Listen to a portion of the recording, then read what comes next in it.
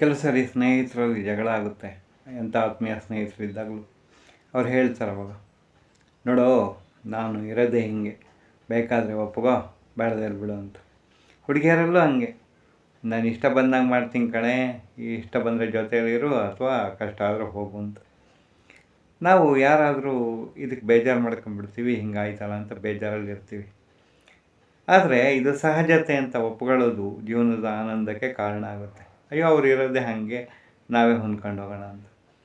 ಯಾಕೆ ಹೀಗೆ ಅಂದರೆ, ಭಗವಂತನು ಕೂಡ ಬೇರೆ ಬೇರೆ ರೂಪದಲ್ಲಿ ಕಾಣಿಸ್ಕೊಂತಾನೆ ನೋಡಿ. ದಶಾವತಾರಗಳು ಅಂತ ಗೊತ್ತಲ್ಲ, ಮತ್ಸ್ಯ, ಕೂರ್ಮ, ವರಾಹ, ನರಸಿಂಹ ಅಂತೆಲ್ಲ ಹೀಗೆ ಇದೆಯಲ್ಲ. ದೇವರು ಏನು ನಮ್ಗೆ ಇಷ್ಟ ಬಂದಿದ್ದ ರೂಪದಲ್ಲಿ ಕಾಣಿಸ್ಬೇಕು ಅಂತ ಏನು ಇಲ್ವಲ್ಲ. ದೇವ್ರು ಹೇಳ್ತಾರೆ, ನೋಡಪ್ಪ ನಾನು ಇರೋದೇ ಹೀಗೆ, ಇವಾಗ ಇಷ್ಟ ಬಂದರೆ ಒಪ್ಕೋ, ಕಷ್ಟ ಬಂದರೆ ಬಿಡು ಅಂತ ಅಲ್ವಾ. ಆ ಥರ ಸಹಜತೆಯಿಂದ ನಾವು ನಮ್ಮ ಸ್ನೇಹಿತರು, ಬಂಧು ಬಳಗದವರು, ನಮ್ಮ ಸಂಸಾರದಲ್ಲಿ ಗಂಡ ಹೆಂಡತಿ ಮಕ್ಕಳು ಎಲ್ಲ ಹೇಗಿರ್ತಾರೋ ಹಾಗೆ ಒಪ್ಕೊಂಡ್ಬಿಟ್ರೆ ಶಾಂತವಾಗಿರ್ಬೋದಲ್ವ. ಜಗಳ ಇಲ್ಲ, ಕದನ ಇಲ್ಲ, ನೆಮ್ಮದಿಯಾಗಿರ್ಬೋದು. ಏನಂತೀರ? ನಮಸ್ತೆ.